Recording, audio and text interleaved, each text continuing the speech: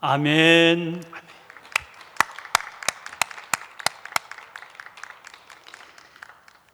호산나 찬양대 귀한 찬양 하나님께서 기뻐 받으셨을 줄로 믿습니다.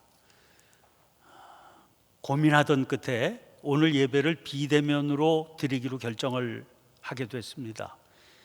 방역이 아직까지는 2단계 그대로이지만 서울시의 강력한 권고를 받아서 따르기로 한 겁니다. 하루 확진자가 600명이 넘는 날이 생기고 특히 수도권은 대단히 걱정스럽습니다. 이동을 제한하는 것 이상의 대책이 없다는 얘기입니다. 권고 사항이기는 하지만 가능한 한 이동을 줄여주시기를 바랍니다.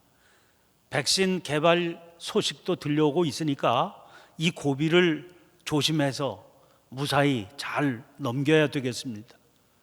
이 일에 교회와 성도들이 앞장서 주시기를 바랍니다. 지금 우리는 아기 예수님 오시는 성탄을 기다리는 강림절기를 보내는 중이지요. 절기가 절기인지라 특별히 고민을 많이 하게 됐습니다. 당국은 2주간 동안을 권고하고 있지만 일단 오늘 예배만 결정을 하고 또 다음 주일부터는 한 주간 동안의 동향을 살펴서 새롭게 결정하고 그때마다 알려드리도록 하겠습니다. 물론 이번 주간 수요 예배도 알려드린 대로 비대면으로 드리게 됩니다. 몇 주간 후의 일이라서 예측이 가능한 것이 아닙니다. 그러나 만약의 경우에 비대면으로 드리게 되더라도 세례 예식은 어떻게든 성탄 축하 예배 때 예정대로 진행하려고 합니다. 세례 교육 역시 마찬가지입니다. 한 치 앞도 내다보기 어려운 급박한 위기 상황 속에서 맞이한 강림절 둘째 주일입니다. 사람들마다 하는 말이 도대체 언제까지냐입니다. 그 어느 때보다도 기다림의 의미가 더 생생하게 와닿는 금년의 강림절입니다. 그런데 그 기다림이 과연 어떤 기다림이냐, 무엇을 기다리는 기다림이냐 하는 것을 묻게 됩니다. 혹시 마스크 쓰지 않고 어디나 활보할 수 있었던 코로나19 사태 이전의 일상을 그리워하는 기다림은 아닌지요? 아니면 백신이나 치료제가 하루속히 개발되기를 기다리는 그 기다림은 아닌지요? 지금 우리의 기다림은 빛으로 오시는 아기 예수님을 기다리는 기다림이어야 됩니다. 그것은 예년과 다르게 코로나19 바이러스 감염으로 예배까지도 비대면으로 드려야 하는 이 상황에서도 마찬가지입니다. 아닙니다. 이 상황이라서 더 그래야 됩니다. 왜냐하면 힘을 쓰고 애를 써도 벗어날 수 없는 이 절망적인 상황에서 벗어날 수 있는 유일하고 진정한 길이 주님 오시는 길이기 때문입니다. 그런데 문제는 우리가 아무리 성탄트리 높이 세우고 화려하게 빛으로 종탑을 장식하고 거리에 가득 달린 전구를 통해서 빛을 환하게 비춘다고 그래도 헛수고일 수 있다는 겁니다. 그 모든 것들이 진정한 기다림의 행위가 아닐 수 있기 때문입니다. 기다림이 다 뭡니까? 때로는 자기 만족에서 비롯된 자기 과시, 자기 자랑인 경우가 허다하죠. 그런 경우에는 기다린다는 말은 하면서 살 수 있어도 실제로 그의 삶에서 진정한 기다림은 찾아볼 수 없는 그런 경우도 얼마나 많은지 모릅니다. 아기 예수님 오시던 첫 성탄의 그 시절을 보면 잘 알 수 있습니다. 그래서 기다림의 절기에 우리에게 정말 필요한 것은 진정한 기다림입니다. 그러면 주님께서 친히 찾아올 수 있을 수 있는 진정한 기다림의 자세란 어떤 걸까요? 이런 질문을 안고 오늘 본문 말씀을 붙들게 되었습니다. 오늘 본문 말씀의 기사는 세밀한 부분에서 약간씩 차이를 보이고는 있지만 마태복음 8장에도 실려 있습니다. 또 요한복음 4장에 실려있는 왕의 신하의 아들을 고치신 기사도 역시 같은 사건에 대한 다른 형태의 기사로 받아들여지고 있습니다. 이야기의 내용은 이렇습니다. 백부장의 종이 병이 들어 죽게 됐습니다. 그가 사랑하고 아끼는 사람이지요. 그런데 그가 예수님 소문을 듣게 됩니다. 예수님은 고쳐주실 수 있겠구나 굳게 믿게 됐습니다. 백부장이니까 이방인이지요. 있는 곳이 팔레스타인 땅이었기 때문에 유대인의 풍습을 그는 잘 알고 있었습니다. 그래서 자기가 접촉하기 꺼릴 수 있으니 유대인 장로 몇 사람에게 부탁을 했습니다. 그를 대신해서 찾아온 장로들은 예수님께서 찾아가 고쳐주시기를 간절히 구했습니다. 그 요구를 받아들인 예수님께서 그들과 함께 가셨습니다. 그의 집에 거의 당도했을 때입니다. 백부장이 보트를 통해서 전가를 했습니다. 자기 집에 들어오시는 것도 또 자기가 주님께 나아가는 것도 감당할 수 없습니다. 그러니 수고로 직접 오시지 말라는 겁니다. 다만 그저 군대에서 부하 부리듯이 말씀만 해주시면 넉넉하겠다는 겁니다. 이 말씀을 전해 듣고 주님은 그를 놀랍게 여기셨다고 그랬습니다. 당신은 이스라엘 중에서도 이만한 믿음을 만나보지 못하셨다고 그랬습니다. 말씀으로 미루어서 그 길로 예수님은 걸음을 돌이키신 겁니다. 전가를 전했던 벗들이 집으로 돌아가 보니까 종은 이미 나아 있었다고 그랬습니다. 여러분, 백부장은 주님을 간절히 기다리던 사람이었습니다. 주님을 통해서만 이룰 수 있는 목적이 있었던 거지요.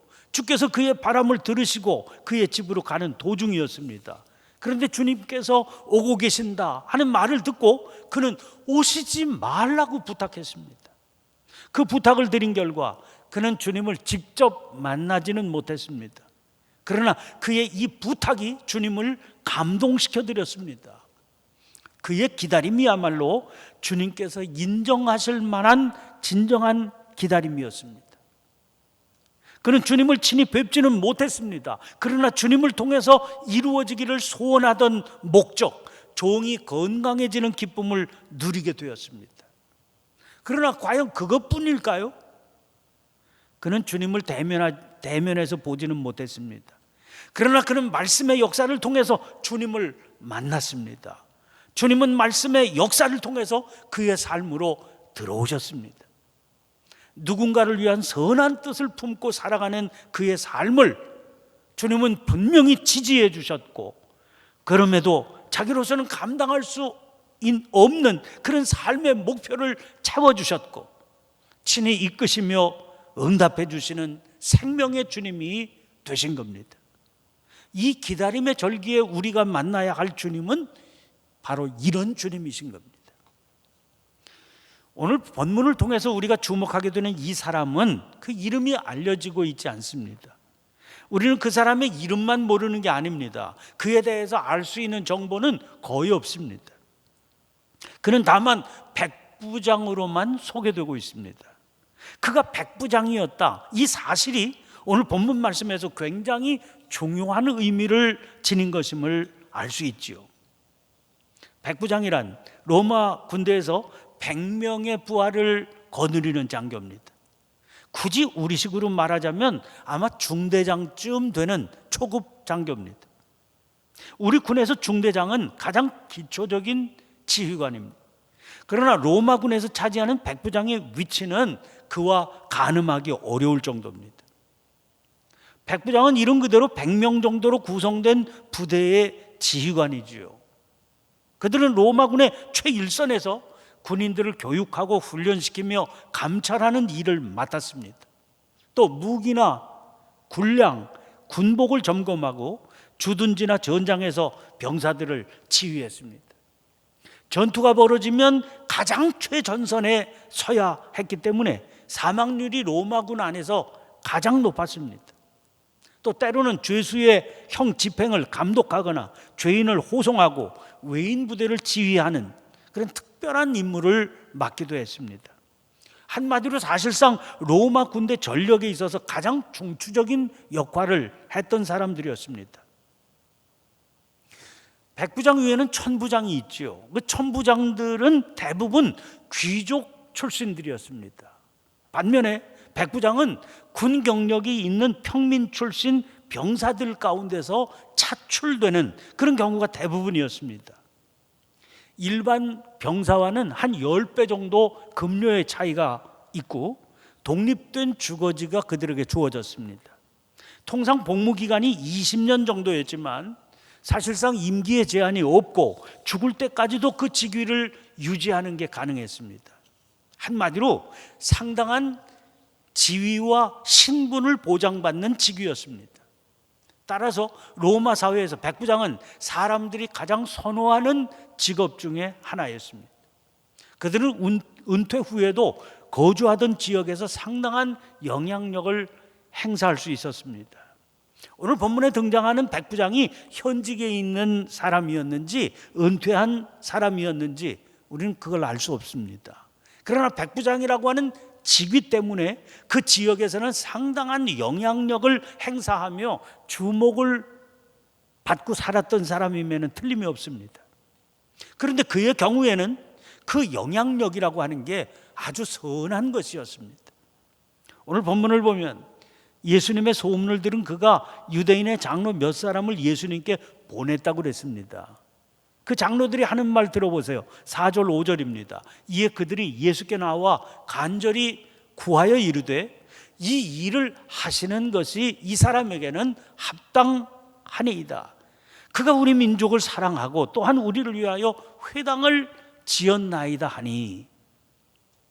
그렇게 장로들은 백부장이라고 하는 권력가의 부탁을 받고 마지못해서 움직인 그런 사람들이 아니었습니다.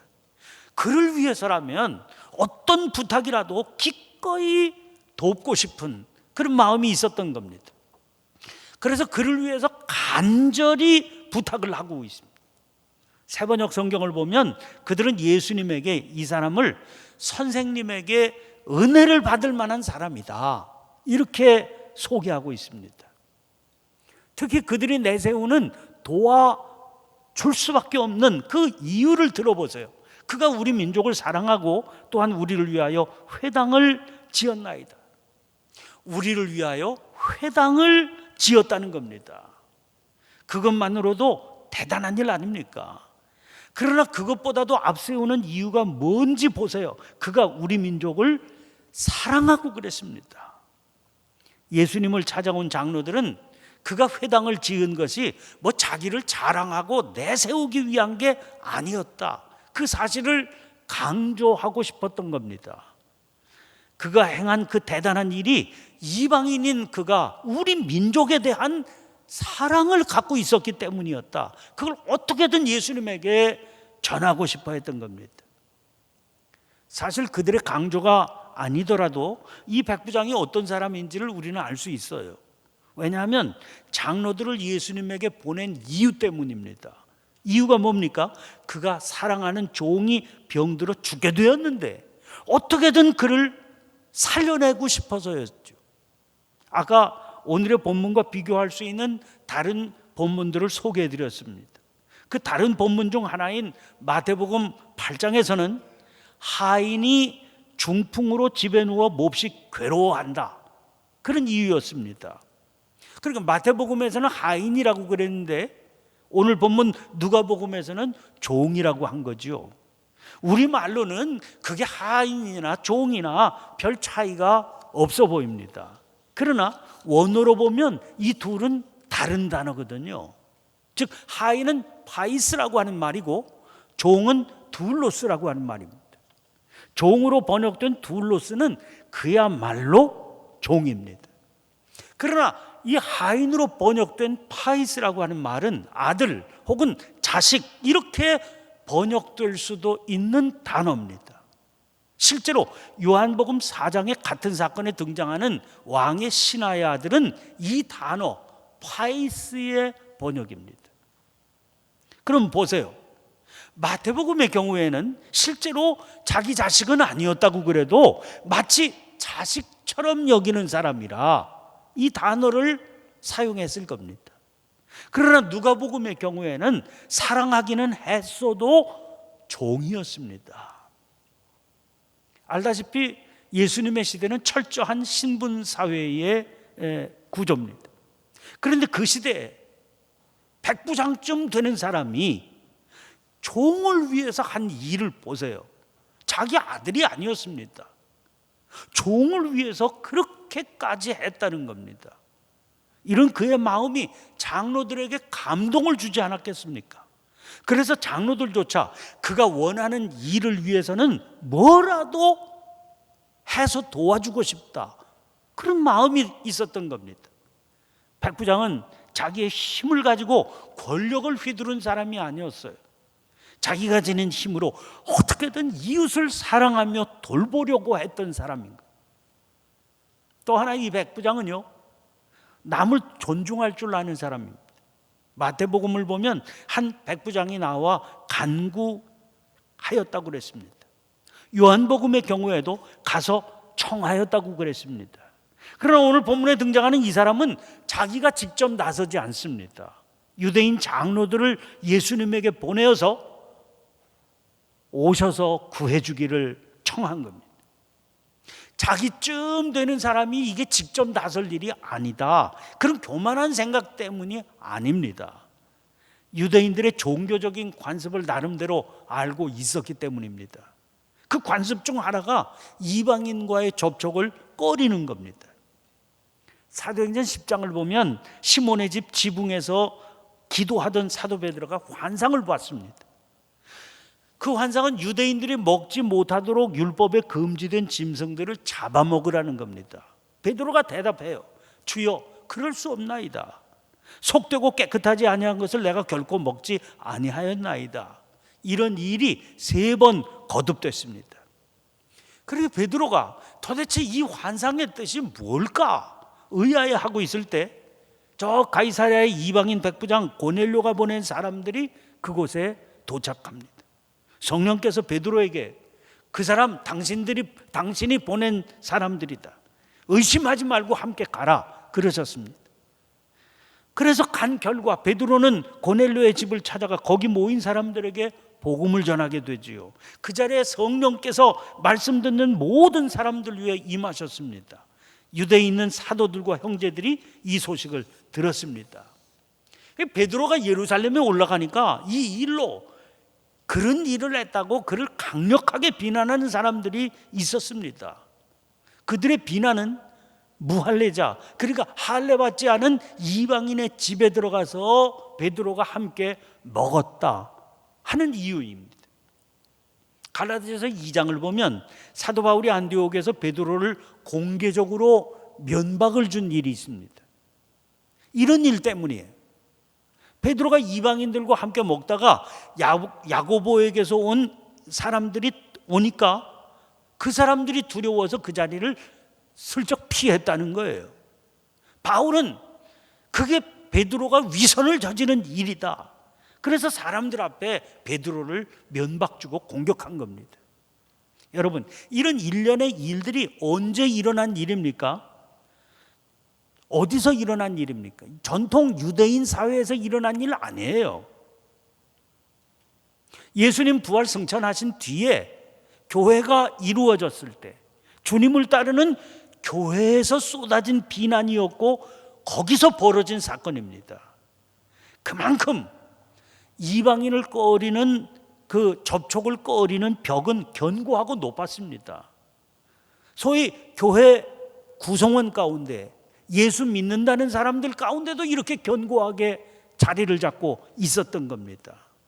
그런데 오늘 본문 말씀은 언제적 일입니까? 교회도 세워지기 전의 일입니다. 예수님 당시 일이니까요. 그러니 상황이 어땠겠습니까? 그러나 이 백부장은 예수님의 소문을 듣고 있었어요. 그 소문 중에는 예수님께서 이방인이나 죄인들과 서슴지 않고 그들에게 다가가셔서 음식도 같이 드시고 교제도 하신다, 그런 내용도 들어 있었겠지요. 그 소문을 듣고 종의 병을 구해달라, 그런 부탁을 드릴 용기를 낼 수 있었을 겁니다. 아무리 그렇더라도 이방인인 자기가 직접 나서는 것은 이방인을 꺼리는 유대인의 관습을 무시하는 일이다 하는 것도 알았겠지요. 백부장이라고 하는 자기의 지위를 생각하면 그까짓 유대인들의 관습 좀 무시할 수도 있었을 겁니다. 그러나 그는 유대인의 장로들에게 부탁하는 번거로운 길을 택하기로 한 겁니다. 그렇게 생각해 본다면 좀 이상하죠. 장로들이 예수님께 드린 말씀 때문이에요. 3절 하반절입니다. 오셔서 그 종을 구해 주시기를 청한지라. 장로들의 말은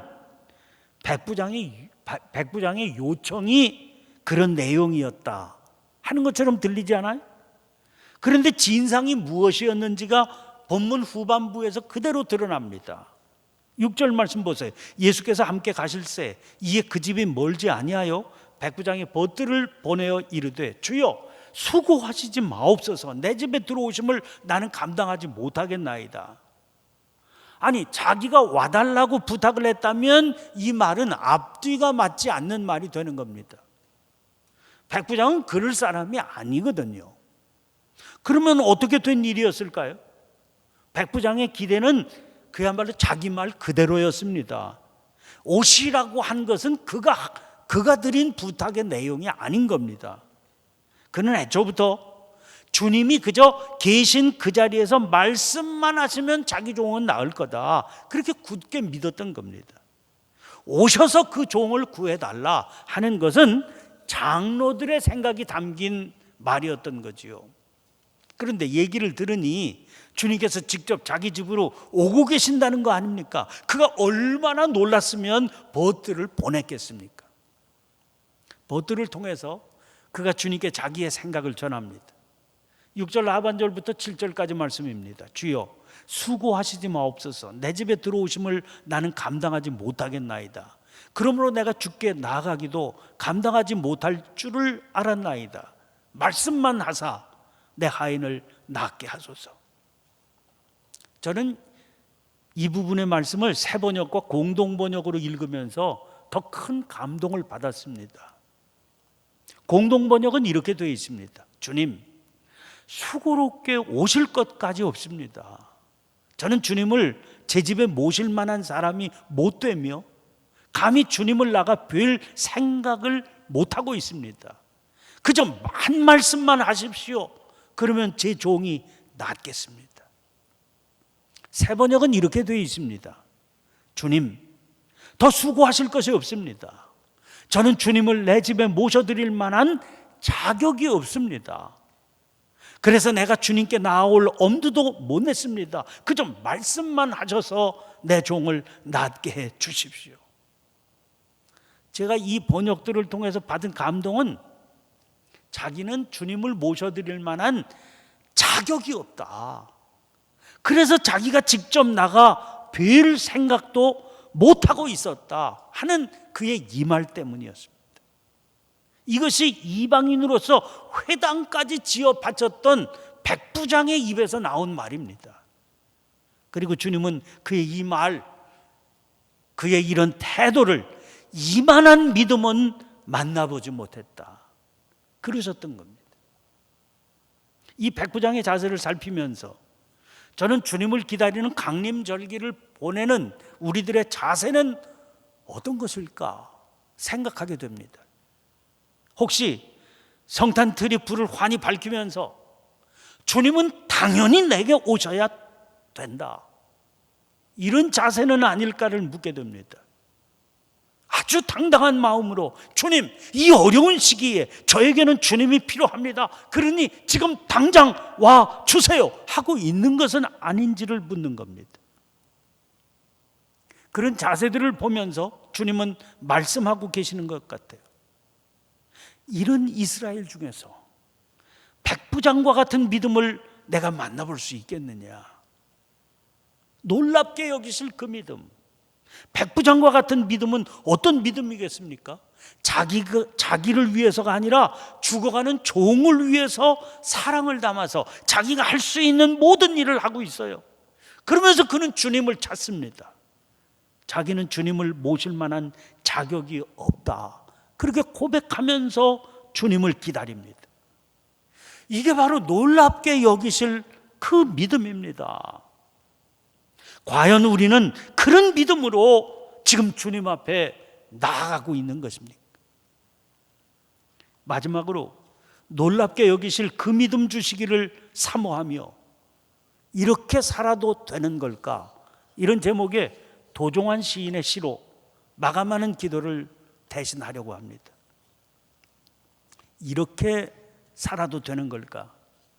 어둠 속에서 어깨를 떨며 있을 때 다시는 죄 짓지 말라고 말없이 다독여 주시던 손길을 잊고 눈물을 멈출 수 없어 부끄럽게 돌아앉아 있을 때 가까이 와 낮은 소리로 일으켜 주시던 말씀을 잊고 내가 이렇게 살아도 되는 걸까?